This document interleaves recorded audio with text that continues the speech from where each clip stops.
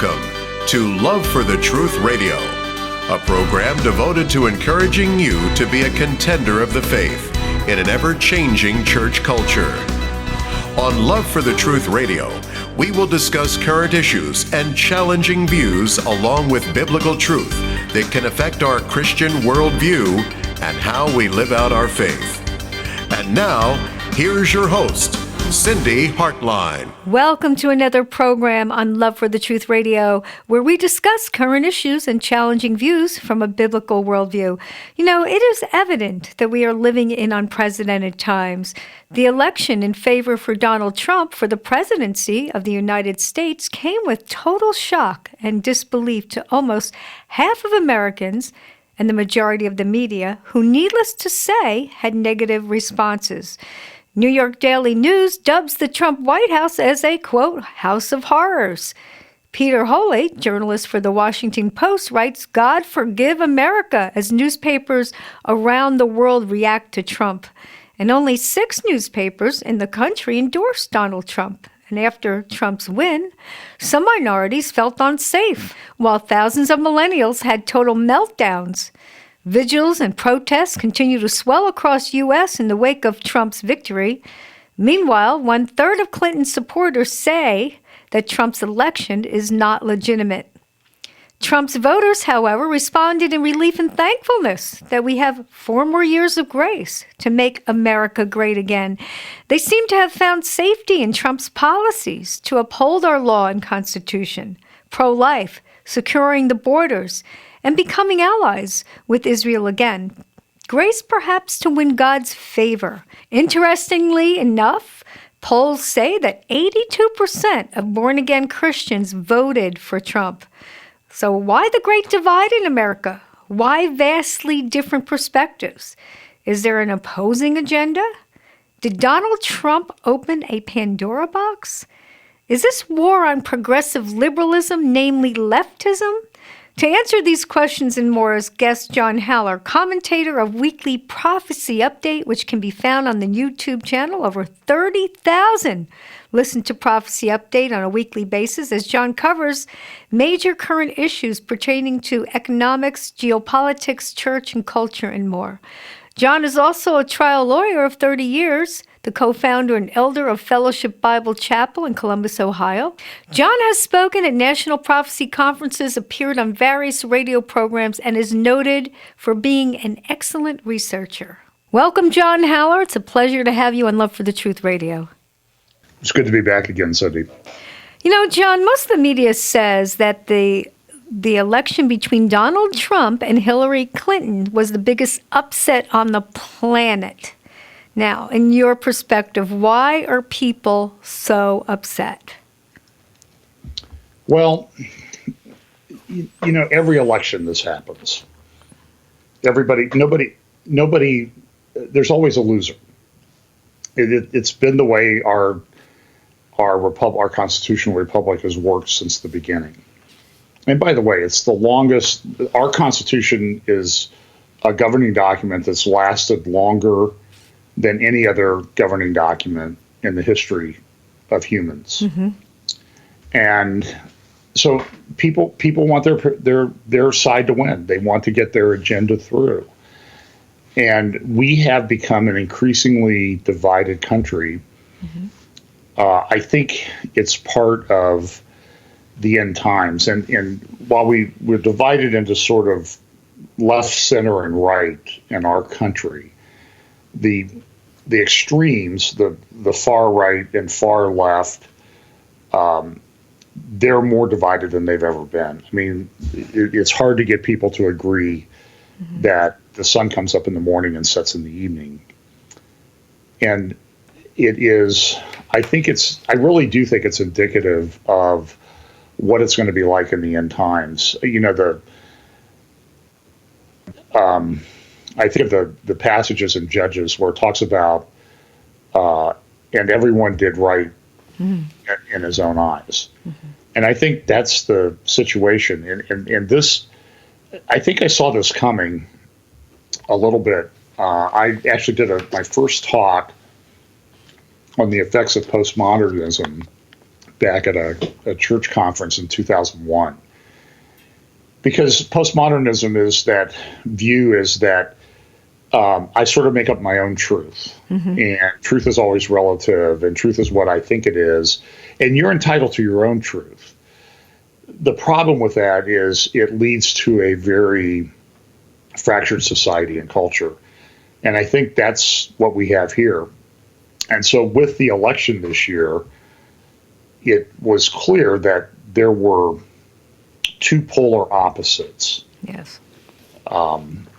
The choice was very, very clear in many areas. Now, we had two imperfect candidates, but it's not the first time that that's happened in American history. In fact, if you go back and you look through history, you'll find that every single candidate who's ever run for president has been a flawed human being, in some cases extremely deeply flawed and corrupt.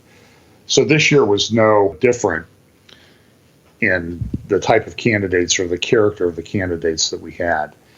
But on important issues in our culture and in our country, there was an incredible divide between the two, especially like on abortion and some social and cultural issues, and then taxation issues. And then underlying those issues is freedom of religion and freedom of speech and the Second Amendment and those sort of things. So there's just a tremendous divide in our country. And before the election, I saw a lot of my friends on Facebook and other places saying, it'll be so nice when we get through the election and we can put all this division behind us.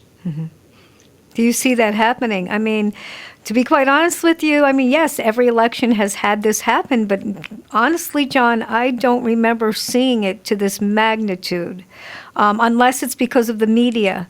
But I'm looking here, what about the protests? They are getting bigger, they're more scattered, some are violent, creating lawlessness. Here we're hearing today that there's students walking out of the school, and that's okay with the principal. I have to ask this question. I'm not a conspiracist, but are these protests funded?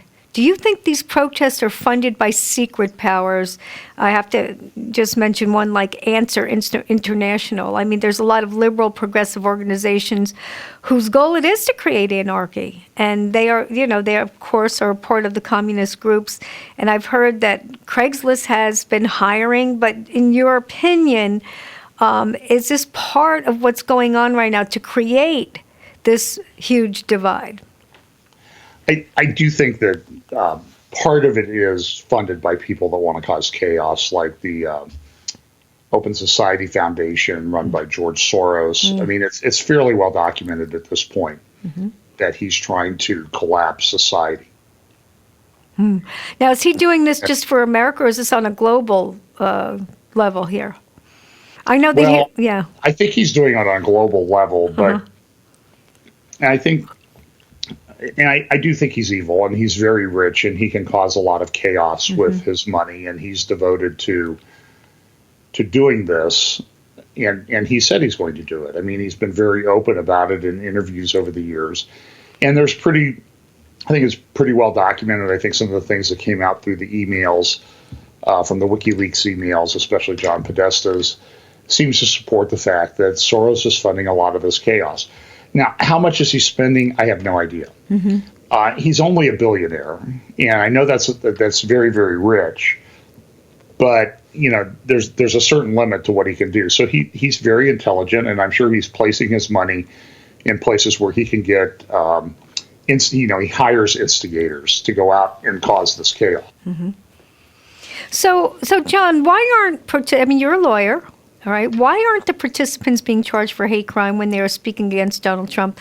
It seems like the law is one-sided here. Or why isn't Soros charged for legalized crime? I don't understand it sometimes. Here we think back when we had these, this couple that owned a bakery, and because they wouldn't make a cake, with these two men on the top, or they didn't want to do that. Here they get charged with crime or hate law, and or hate crime rather. And here we have all this going on, and why aren't they being charged? That's my big question.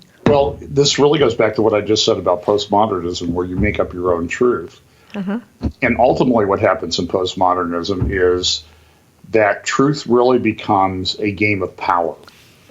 And so now you have people trying to exercise their power through the law. The law becomes an enforcement tool to get their agenda moved forward. So they want to shut down Christians in their speech. They want to shut down people dissenting voices. And so they use the law as a weapon.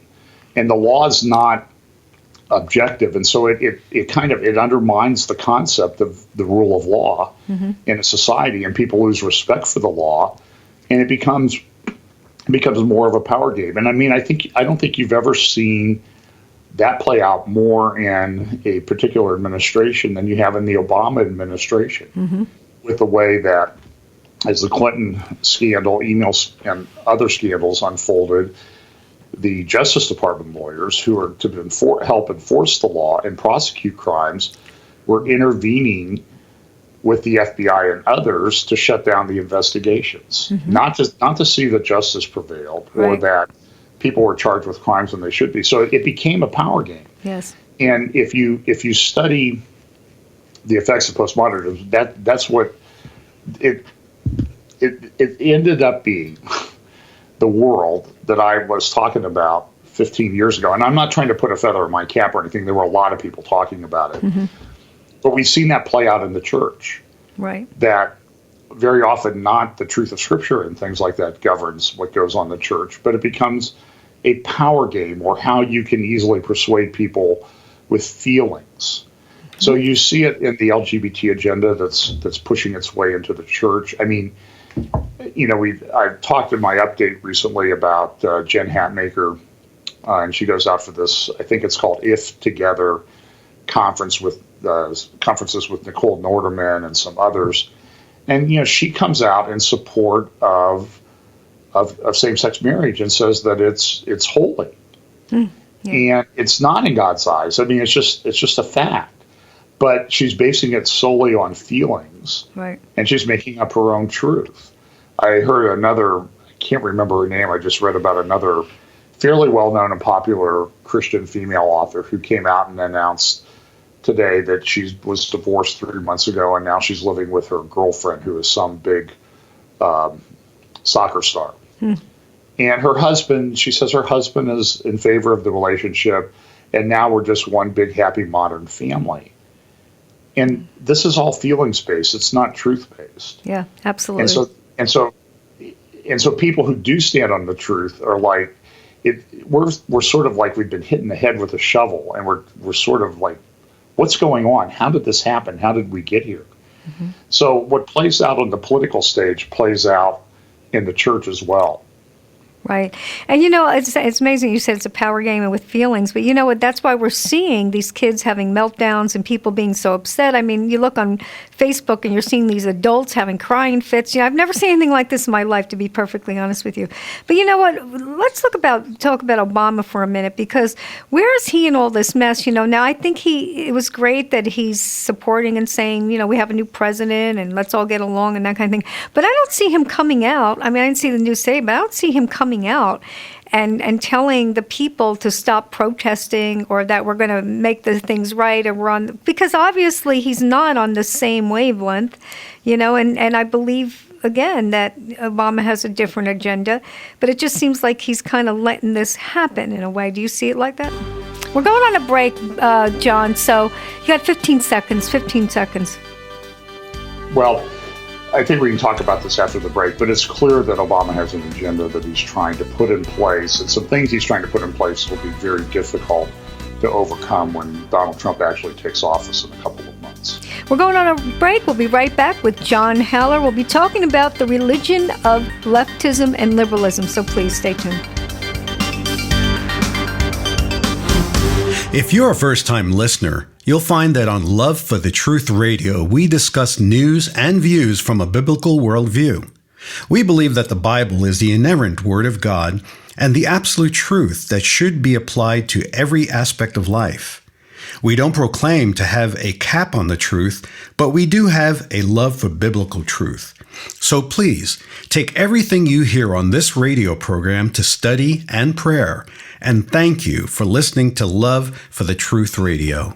Welcome back. I'm Cindy Hartline, your host for Love for the Truth Radio. Why the great divide in America? Why vastly different perspectives? Is there an opposing agenda? With us is John Heller to answer some of those questions. We are facing a spiritual war, I believe, between light and dark, good and evil, righteousness and unrighteousness, law and lawlessness, and evidently America is gravely divided. Though Hillary won the popular vote, Trump got most of the states, and of course he won by the electoral vote. We've always had Democrats versus Republicans, but this election was a little different. Trump initiated a movement, and John, I want to talk about this movement, but again, I think he opened a Pandora box here because we have leaders like George Soros, Michael Moore, Al Sharpton kind of rising up now. They see a war going on here, and my question to you is, should we be concerned? This seems to be getting a little bit out of hand, and what are your thoughts on that? Well, right now I would say that, there are these very large protests across the country, some of which have resorted to violence. But I noted in my update yesterday, I hate to refer to myself, but since I just talked about it yesterday, it's fresh in my mind. I don't know that the levels of violence right now and disruption and that type of thing are anywhere approaching what they were back in the 1960s. Okay. If you remember back in the 1960s, there were dozens and hundreds of people that died in these various riots that took place in different cities across the United States. I don't know what the death toll was in 1965 in the Watts riots in Los Angeles. Our family happened to be on vacation right during that time. We actually saw, some violence, and we could hear gunfire on the street from our hotel in Long Beach, which was way out on the periphery of where the actual riots were occurring. I know that in Detroit, I think 45 people died in 1967 riots, and we forget about this. And so I don't think they've reached that level yet. I know there's a lot of Christians, I should probably just address this. A lot of people are afraid that Obama's going to declare martial law and that sort of thing. Yeah, and that was my next question, what your thoughts are on this. I mean, here it is, John, why all of this to this level? There are protesters and it's organized and whatnot, but what is their agenda? Is it to create a civil unrest? Or are they just making a statement? That's my question. I think they're trying to create chaos in society. I don't know that they will be able to achieve it to a level that would say Obama could stay in office. I suppose that is theoretically possible. I just don't think it's practical. I mean, given the results of the election, which have cemented in the minds of half of the electorate that voted that they are right and that their candidate won fair and square, there are really no allegations of fraud to speak of. He won the vote. And so I know there's this fear that Obama's going to declare martial law. And I just, personally, I've had a friend who's analyzed it, who's a former military guy. I just don't think there are enough troops in the United States, armed forces, to enforce martial law. I'll give you an example. In Baghdad, a city of about 9 or 10 million people, it's a very densely populated city. It's in a relatively small area. They had, at the height of the Iraq War, they had 5 or 6 divisions of armed infantry on the ground forces in Baghdad, and were barely able to contain the place in a very relatively confined area. They were not able to put in anything resembling what people fear as martial law. That was with 5 divisions of the United States Armed Forces, which are really probably the best trained armed forces in the world. We only have, I believe, 33 divisions in total. So if you can't contain a confined area with 5 divisions, how are you going to contain a country the size of the United States with 33?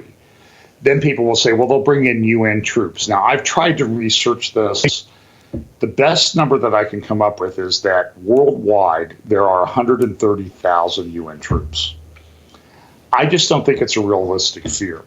I think he would try, but in a country like the United States, I just don't think it would happen, especially on the heels of an election where the opposing candidate won.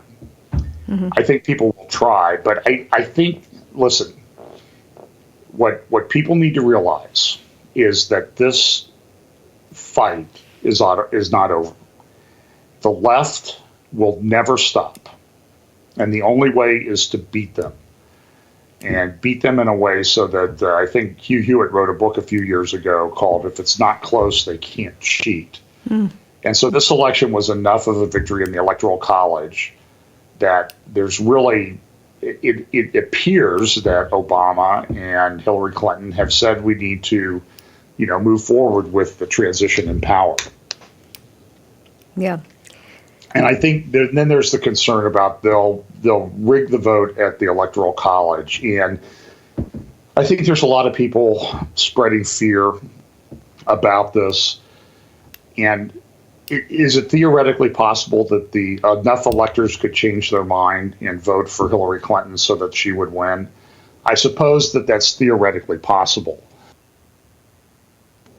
But I'm a lawyer and I'm an evidence guy.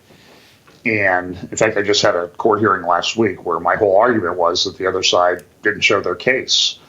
They created they argued for facts that didn't exist. They tried to create the world that doesn't exist. So I suppose it's theoretically possible that the Electoral College could flip. I just don't think it's a realistic fear. I mean, we've had 57, I believe, elections in the United States history. And I've heard anywhere from 8 or 9 to 100 electors have violated their oath and voted for somebody other than who they were supposed to. In this particular election, last I saw, Trump had 306 electoral votes. Clinton had 232.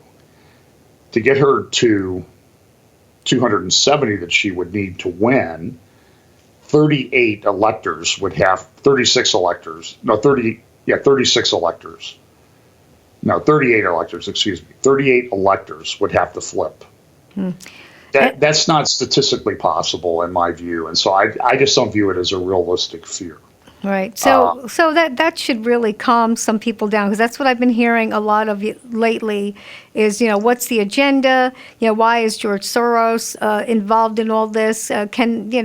What's the agenda? And so they're definitely making their mark, they're opposing. But see, here's the thing. Trump initiated Can I add one thing on that? Sure. Go ahead. Soros? Yes. So Soros wanted Hillary Clinton to win. She funded him. He funded Obama. There's pictures of him at Obama fundraisers, and Soros is there quite prominent. And so Soros has viewed himself as a kingmaker of the left for many, many years now. And he funded a lot of what Clinton wanted to do, the groups that were causing this unrest and disruption and causing these problems at Obama or at the Trump rallies. They were funded by Soros. But guess what? Soros lost. He's a loser. Now he's going to keep going at it, and but he could be beat. We just showed that he can be beat. So let's beat him again, and we can do that, and not let his agenda, his leftist worldview, chaos agenda, authoritarian agenda, come to fruition. There's some optimism on my part now that Mr. Trump has won. I'm not naive enough to think that Mr. Trump is perfect. Last night in his interview, he seemed to back off on the same-sex marriage issue. And people are concerned, what is Trump really about? What's he going to do? So here's my view on that, and maybe we can talk a little bit more about this down the road, but he's going to disappoint us. He's a politician.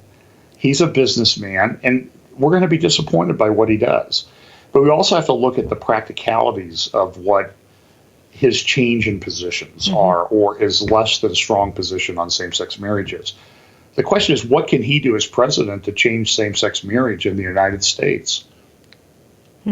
Well, I mean, the answer to that is not much. No, he said it's already law, but but I think this is the thing that I really was thinking of, John, is that, again, Trump, he initiated a movement, And I believe the movement is against the liberal progressive agenda. Now, I believe that this has been a revolt in some way, like you said, against the liberalism, the leftism, the left. And so that's what we're really up against. And I know, John, that you would agree that people are led or driven by ideology. And it is evident that many U.S. citizens' ideology have been leaning towards the liberal progressive left, whether they knew it or not. I mean, we've seen this for 8 years with the Obama administration. But I believe truth is being exposed here. And Donald Trump really had a lot to do about it. And that's what I see here, is that we are really at war. It's a war against the George Soros, like you said, the kingmaker, and so I want to talk about this war that's going on. Okay. Well, it is a war. There is an ideological war, but we also have to be practical, too, about why did Trump win? I mean, a lot of people voted for him for purely economic reasons. Right. So listen, but that doesn't mean that you stop fighting for what's true and right. You still keep fighting for overturning same-sex marriage. But Donald Trump, if he got 100% of the votes, he couldn't come in and change that. That has to be done through legislation, really a constitutional amendment at this point. And so it's on the Republicans in Congress to at least introduce that. But listen, one thing that hasn't changed is the state of the moral rot in our culture. That didn't change with this election.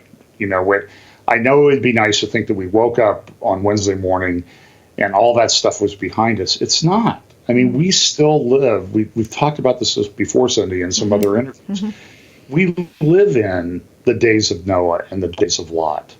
We live in a time when everybody's doing right in his own eyes. We live in the days of Lot, where this LGBTQ agenda is on the march and it's growing. And so we still have to fight it, because that's, I think, one of our moral imperatives to do as a church. I mean, certainly sharing the gospel and discipling believers is our ultimate purpose. But, there are other things we should be about being salt and light in the culture. And so that fight still goes on. That we didn't win that Tuesday.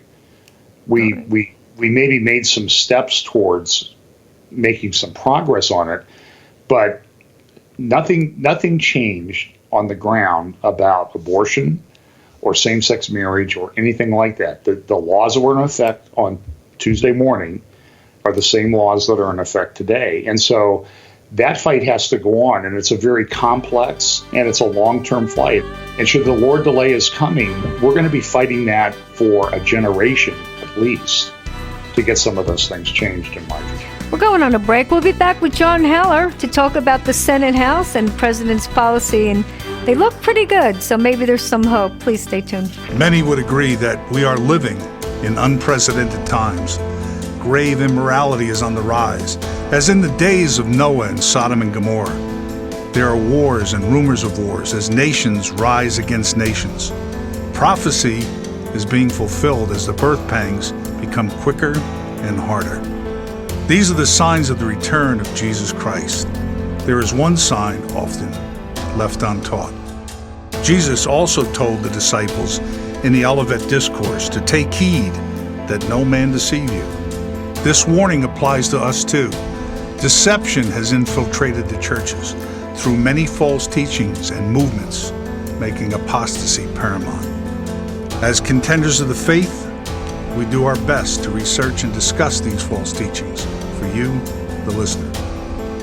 Thank you for having a love for the truth. Welcome back. I'm Cindy Hartline, your host. With us is John Haller. John Haller is the commentator of Prophecy Update, which can be found on YouTube. Over 30,000 listeners listen each week as John covers major current issues like pertaining to economics, geopolitics, and church culture, and more. John, we've been having very interesting conversation so far, but again, I guess what I'd like to look at here is the great divide in America. Again, why the vastly different perspectives? I believe that we're up against the religion of liberalism. And I'd like to just talk about basically where we left off, discuss the benefits of having a total Republican Party in the Senate, House, along with Trump's policies. Now, there's a lot of Christians that feel a lot of hope because Trump is a pro-life. He takes a pro-life stance. He's also, we'll be talking about the relationship with Israel, but with the pro-life stance, we just feel like that is there hope? Can this be overturned? You're a trial lawyer. What can happen with this? I think there's a lot of Christians that want to know. When we talk about this, also take the principles over and apply them to the same-sex marriage issue because they're very similar. So right now, the Supreme Court started back in 1973 with the decision of Roe versus Wade, essentially what has become an unrestricted right to an abortion at any point during the pregnancy.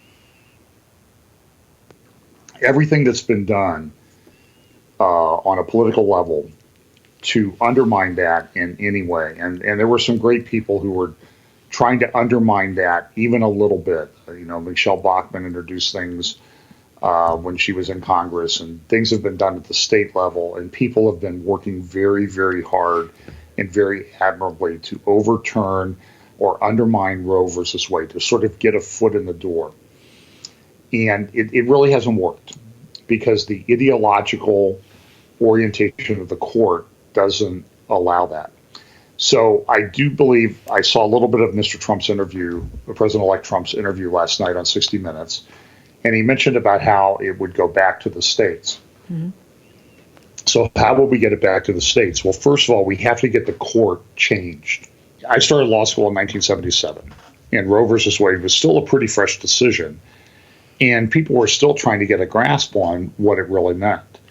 And even though it allowed an increasing level of state involvement during the second and third trimesters, that's just really it's not happened. And partial birth abortion bans get voted down in state legislatures, and the president supports partial birth abortion, and Hillary Clinton supports partial birth abortion. Planned Parenthood gets $1 billion a year in funding, or over $1 billion a year.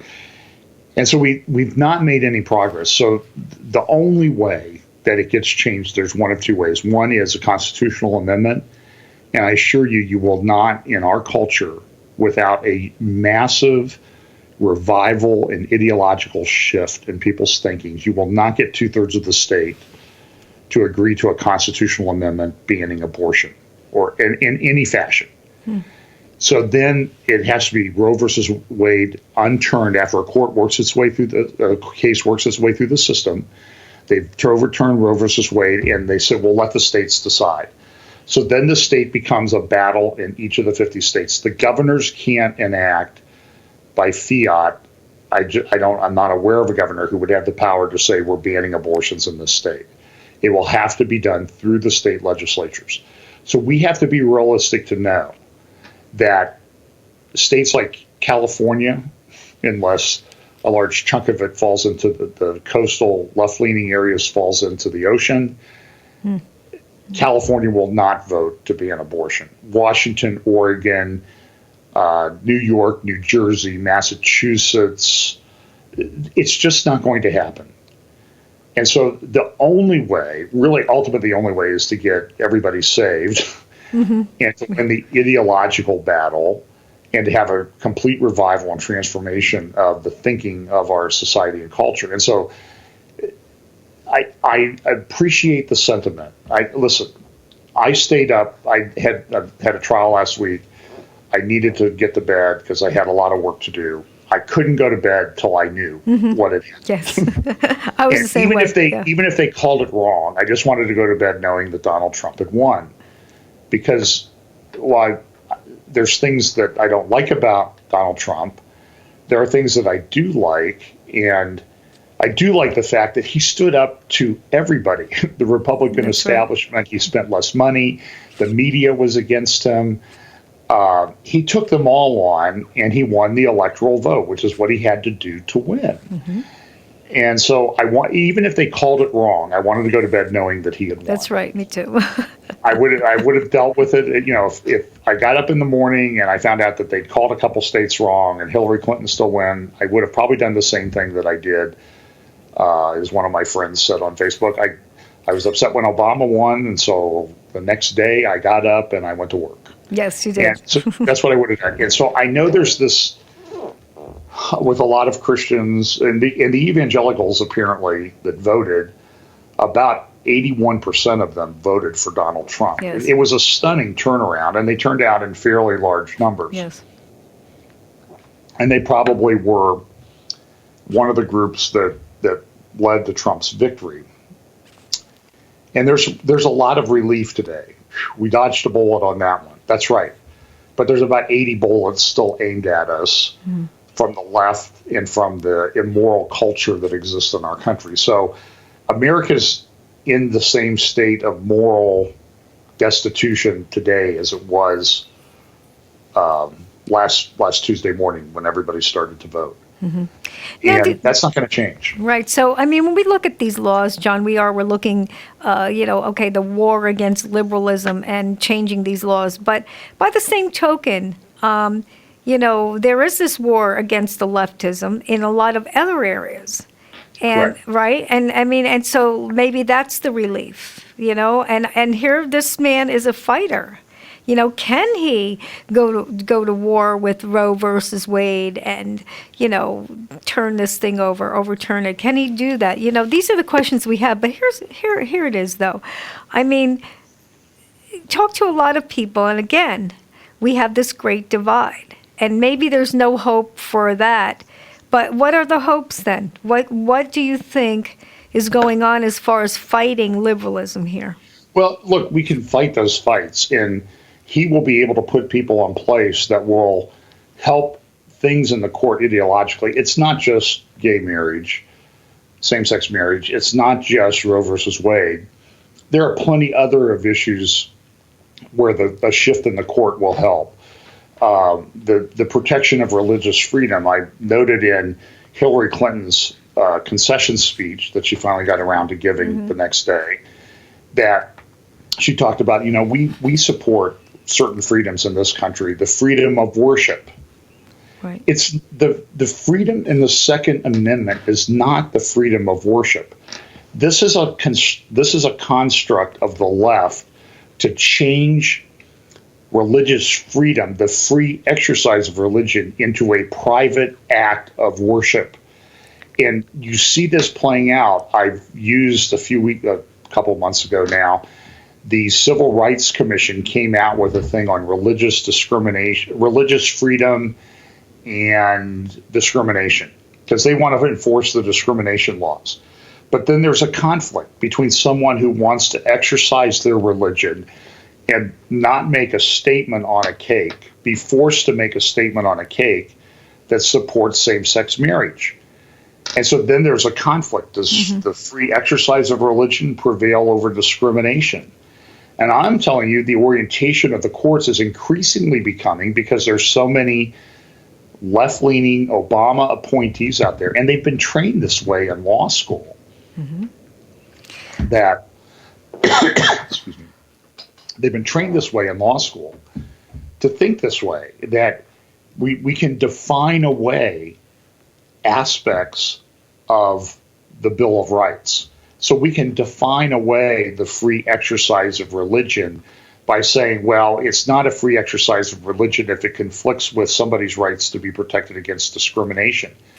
So that's how they do it. It's a very subtle undermining. And so to keep that from going, you gotta keep it from going down that path. You've got to change the courts. Now, there's a lot of vacancies right now. I was just going to say that, John. There's a lot of hope there. We have a lot of benefits, not only of having a total Republican Party in the Senate and the House, but also now we're getting new justices here, and I think that's got to be helpful. Oh, it will be immensely helpful, but it's not just justices; it's Court of Appeals judges and it's district court judges, and so, Ian.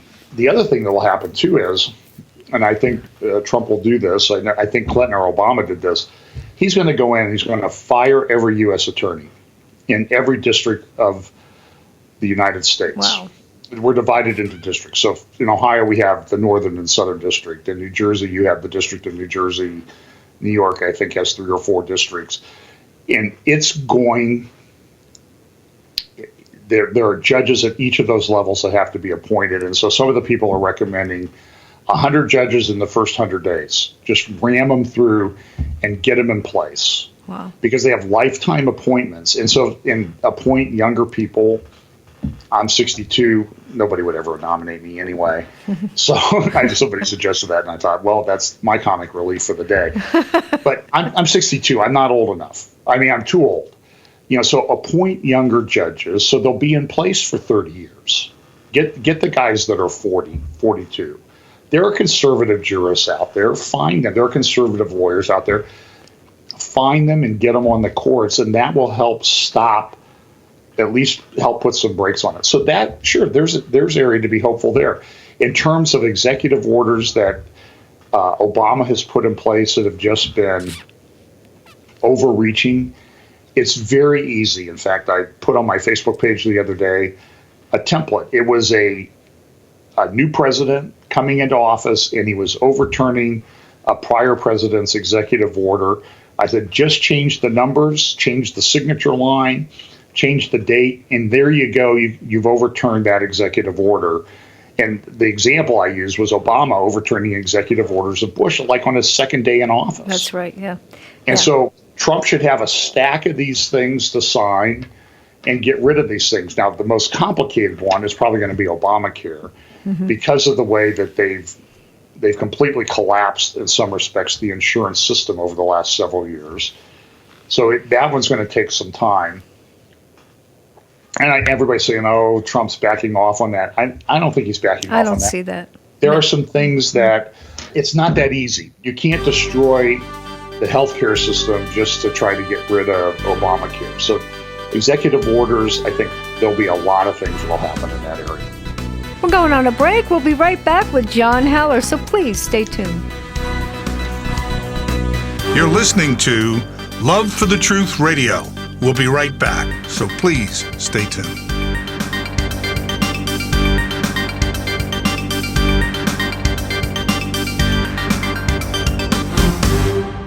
In 2 Timothy chapter 3, we read that men shall be lovers of their own selves, covetous, boasters, proud, blasphemers, disobedient to parents, unthankful, unholy, without natural affection, truce breakers, false accusers, without self-control, fierce, despisers of those that are good, traitors, heady, high-minded, lovers of pleasure more than lovers of God, having a form of godliness but denying the power thereof.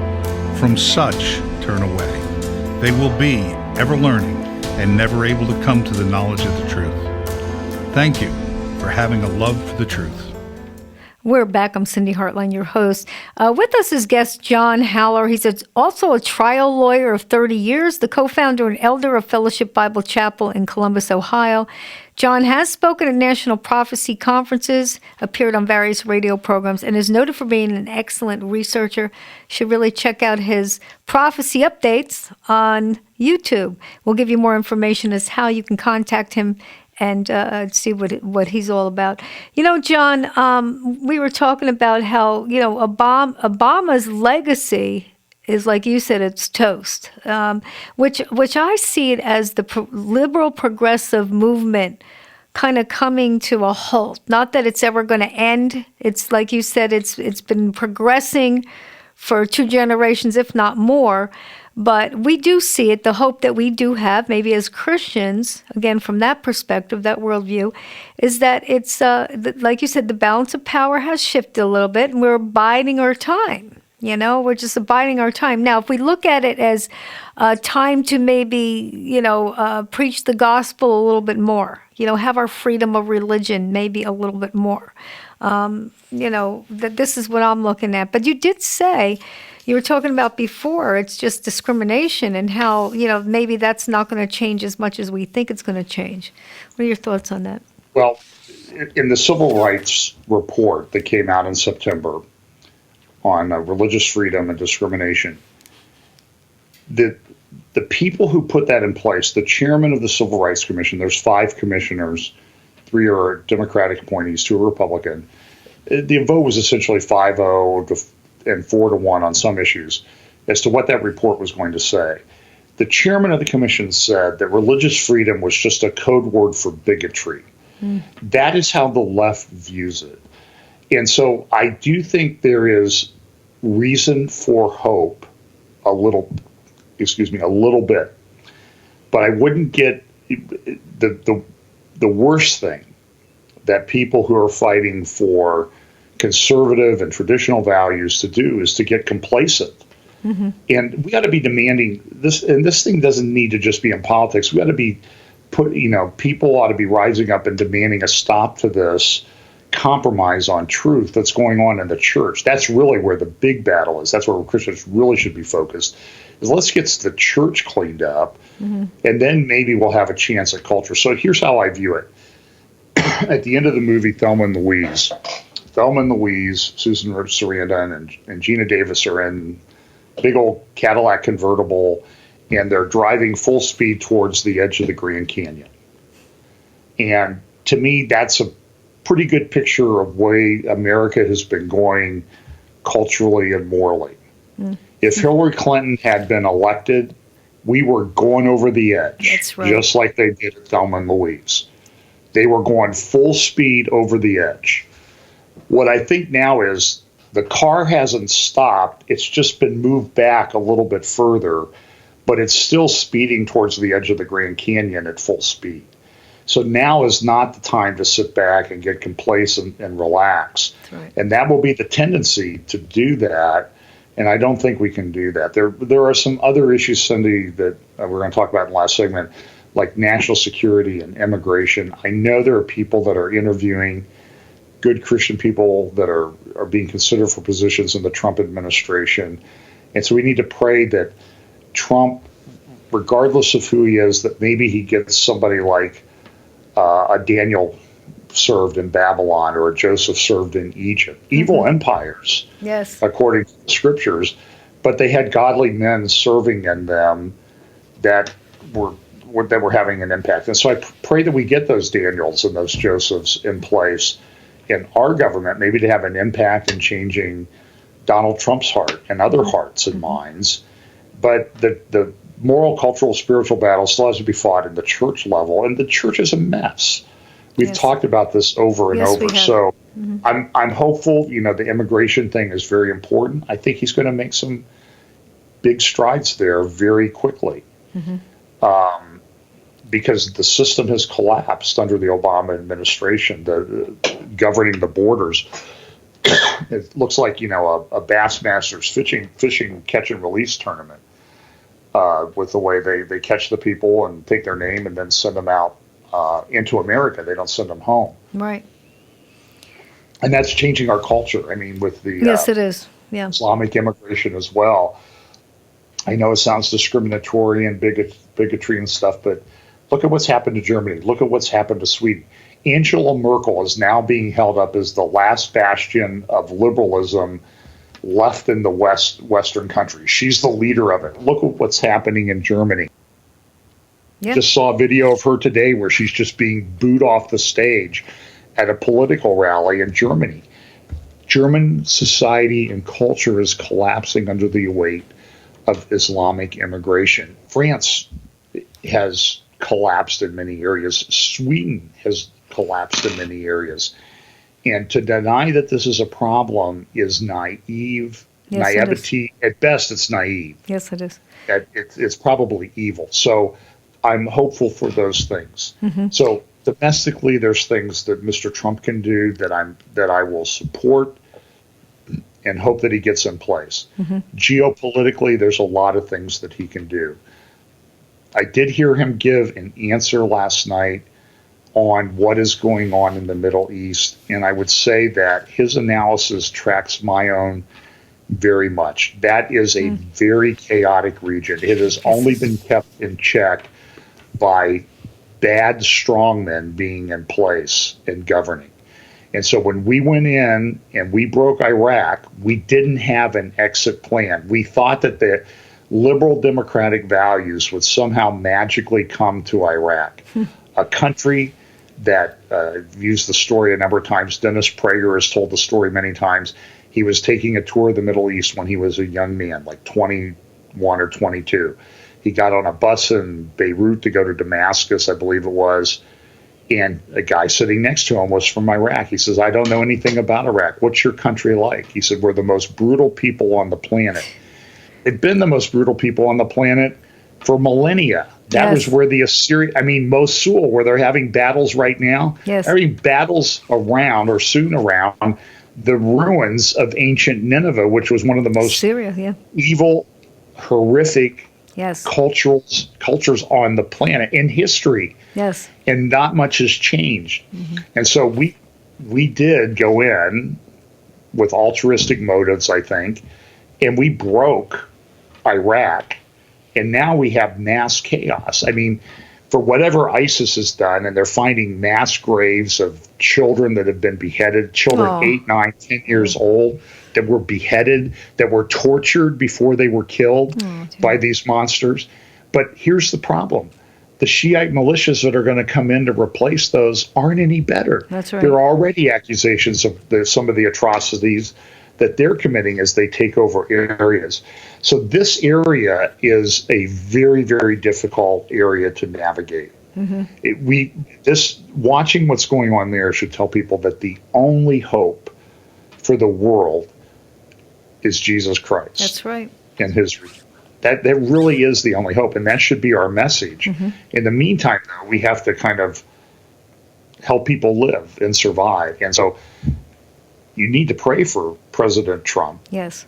Because this is a incredibly complex, incredibly difficult thing to solve. It's not easy. Anybody who tells you it's an easy solution does not know what's going on. And especially for Trump. I mean, it's not like he's been in politics. It's not like he's been, in this area or taking this position on, and this is all new. But the one thing I know that he will do is he'll get the right people, put them in the right place, and that's our hope with that. That's exactly right. The people that I hear that are coming in place on the national security side are very well-grounded, thoughtful people that should be immediately confirmed and get in place. We also have the relationship between the United States and Israel. That has been a fractured relationship. As you know, I am a big supporter of Israel. Yes. They're not perfect. They make mistakes. But they're sort of like a sea of sanity in an area that's just gone insane in the last 5 years. I was 30 miles from where the riots in Daraa started. The day they started, I was 30 miles away in Israel, and Israel's peaceful. It's wonderful. It's a nice place to visit. It's the Judeo part of Judean Christian values in many respects. Now, look, they've got a lot of moral problems there too. Let's not gloss that over. But the world, 30 miles away, the world is falling apart. And look at what's happened. Look at the damage. And half the people in Syria, over half of them, don't live where they lived 5 years ago when I was 30 miles, just half a mile from the border, and even closer in some respects. So these are very complex issues. I am very concerned that things are at a very critical tipping point with respect to Israel's relationship to its Arab neighbors and what Obama might do to put that in place. Now, there is a bill working away. I think it might have been pushed through the Knesset.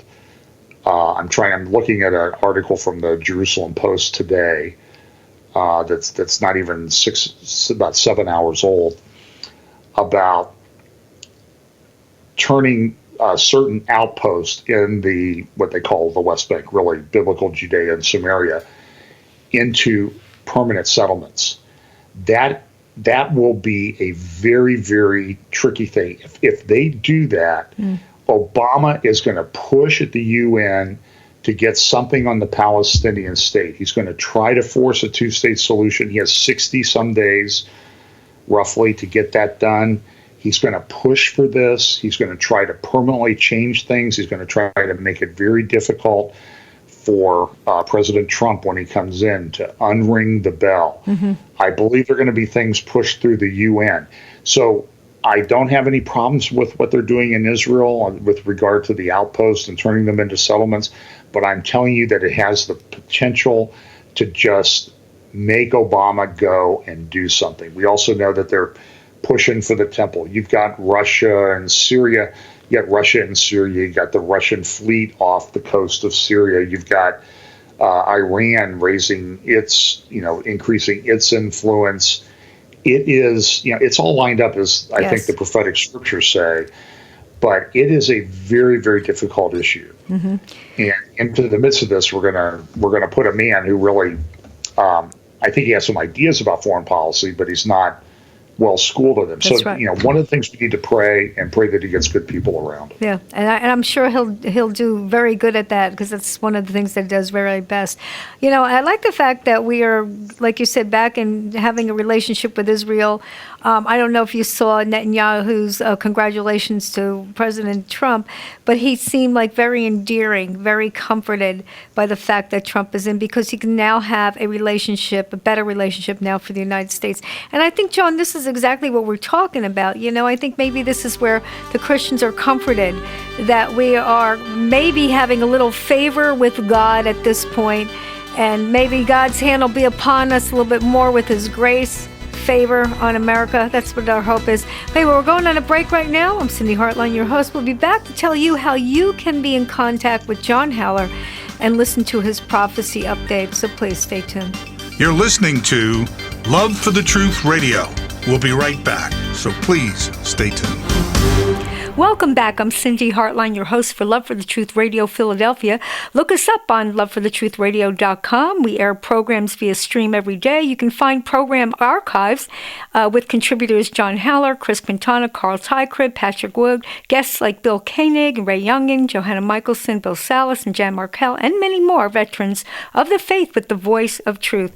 You can find us on Twitter, Facebook, YouTube, SoundCloud, and on Rapture Ready Radio on Monday evenings on Blog Talk Radio with Jackie Alnor, along with numerous web radio programs who air us on their stations worldwide.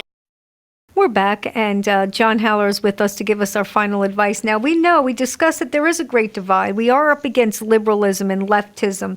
Does that mean that we can overcome right now? As John said, we still have these issues, these liberal, progressive issues and laws that are set in place that we may not be able to overcome or fight. But the one thing that we can do is just trust that right now it is a time, I would say, of a little bit of grace, where maybe persecution has been pushed back, and that maybe we can move forward and be a light to what we're seeing around us. John, what's your last minute advice here? Well, look, we were told to occupy till he comes. And so to me, occupy just doesn't mean sitting back and doing nothing. We should be out there doing, for lack of a better term, Christian stuff. We shouldn't be complacent. We should continue working. We know that ultimately God is sovereign, but the fact that God is sovereign doesn't mean that we should sit back and do nothing. We need to be sharing the gospel. We need to be discipling believers. We need to be taking a stand for what's right and what's wrong, against what's wrong. And so we need to do that in a way that befits our status as followers of Jesus Christ. So I think we just need to keep pushing and understand that we're still in the fight of our lives. And we know ultimately how this works out. We just don't know when everything works out. So we need to occupy till he comes. There's that phrase in the New Testament that sort of haunts me. When Jesus returns, will he find the faith on me? Yeah. And a lot of times I sit there and almost in despair, and I look back and I think, if he doesn't return soon, maybe not. I've seen so many people fall by the wayside over my life. Mm-hmm. And I pray, and I trust people would pray for me and each other that we would finish well. Yes. It's it's a very sad thing to watch as I watch movements that used to be once biblically great fall apart. Yes. And I've seen it, you've seen it. It's disheartening, but ultimately God is in control, and he's given us assignments for things that we're to do, and we've really got to get the church cleaned up. That's one of the things we really got to do. Mm-hmm. Yeah, and so we just have to be contenders of the faith, folks.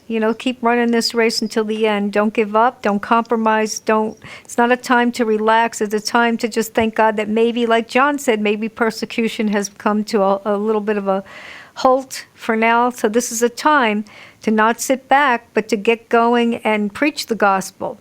make disciples of men, get your family together, stand on what truth is, fight for it, and that's where we are right now. John, how can people get in touch with you? I teach most weeks when I'm in town. I teach at a little church that meets in Lewis Center, Ohio, called Fellowship Bible Chapel. Website is FB Chapel, Fellowship Bible, fbchapel.com. We live stream our services. There's links on our homepage. We also have a YouTube channel where we put things up. We do a discipleship class. We do a morning worship service, and then my prophecy update each Sunday. Most Sundays. Also have a lot of guest speakers, and those are usually up around the morning worship and my update are usually up by 1 o'clock on Eastern time on Sundays.